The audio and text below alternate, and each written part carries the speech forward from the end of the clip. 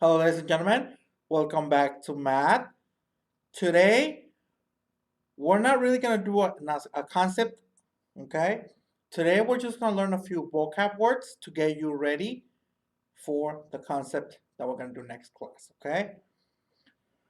So, the objective for today is, the objective is to learn and understand, the vocab. Obviously, I'm going to give you a vocab, and then I'm going to show you a few examples of it. This way you guys can really grasp the concept. Therefore, when it comes to doing the actual concept, we can actually get through it quick and easy, okay? All right, so let's get started with today's vocab. At the end of the video, all you have to really do is send me a picture of the vocab. Make sure you have written down all of them. If you have any questions, don't hesitate to send me an email.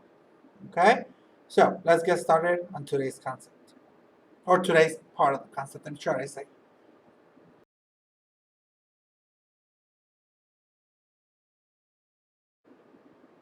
The first one is reflexive property. Okay, again, think of when you look at the mirror. When you look at the mirror yourself, you see yourself, right? Nothing changes, it's still all the same. The same with the numbers. Think of a number, 1 equals 1, right? Doesn't change. The same with reflexive.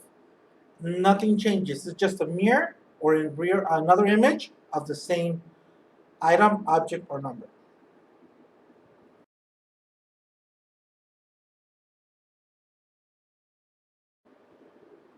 A symmetric property is something that is cut in half in two equal sides. Okay. For example, I have this heart right here. If I fold it halfway, it's going to create one shape, right? It's perfectly the same. Okay, so it's folded symmetrically, meaning I cut, like we fold it down the middle into two equal parts. The same with shapes. When you cut them, you fold them, they fold in half. They have to have the same corners matching up to be symmetrical. Okay, so symmetry is two parts that you fold or cut identically the same.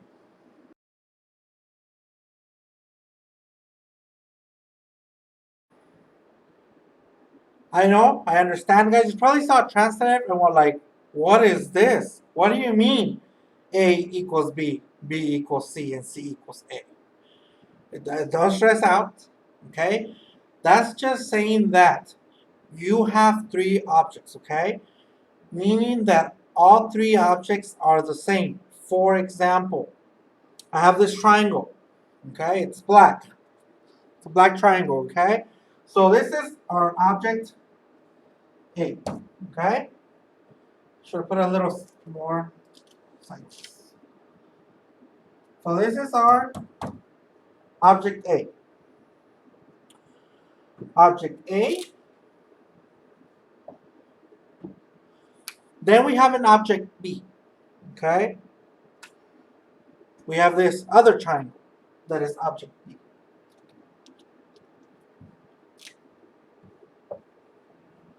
But wait a minute. We have this third object that is C. Okay? Meaning, notice that you have three different triangles, different color triangles, shall we say. Okay? You have three different colored triangles, meaning that triangle A equals 180 degrees. Triangle B equals 180 degrees. Okay? Meaning side matches side. Okay? Also degrees. They're both the same. Meaning that if A is the same as B, And C, guess what? It's also 180 degrees. So that means that A equals B, B equals C. That means that if this is also 180 degrees, C should equal A. Meaning that all three of them are the same. Okay? So A equals B, B equals C. So therefore C should equal A.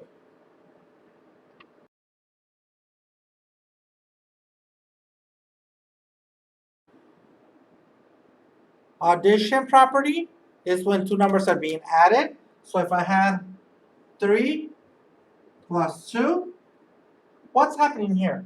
We're adding two numbers, right? So this is your adding property.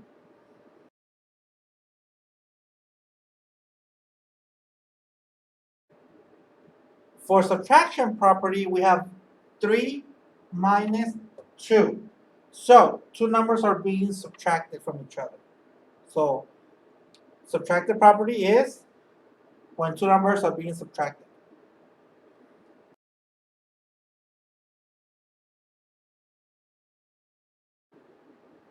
Multiplication property is we are multiplying two numbers. You can have 3 times 2. They're multiplying, right, to each other. So that is multiplication property. It's just telling you what two numbers are doing.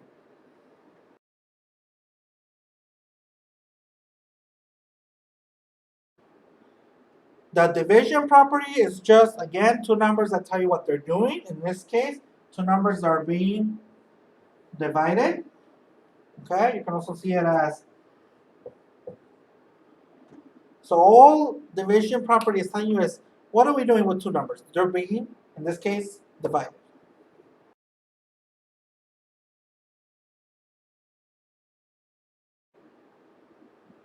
The distributive property, you see it a lot in math. It usually comes when there's a number outside of a set of parentheses. Okay, so if we had 2, 3x minus 2, the distributive property is the number on the outside is going to be distributed to the numbers on the inside. So we have 2 times 3x and 2 times 2. Okay, that's what the distributive property is. The number is being distributed to other numbers and variables.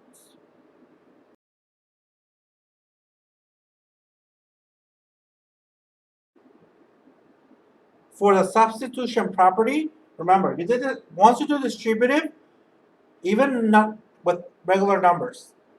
Substitution property is you're just rewriting what's there in a new form. Okay, it's being substituted by new numbers, smaller maybe numbers. Now they combine. For example, 2 times 3 is 6x. So we're substituting the 2 and the 3 with a 6x. And then 2 times 2 is negative 4. So we did a substitution. What we did is we got rid of a bigger number, we made it smaller. The problem, we substitute the problem. Okay? This is still the same value as this. The only difference is smaller, we combine things together, we substitute. So substitution property is that. Alright guys, so for today, all you have to do is send a picture of the words, make sure you have them. I would like a picture of the other words, see if you still have them, make sure you still keep those safe, since you're going to start using them all. I'll be hearing from you as soon as you're done watching the video.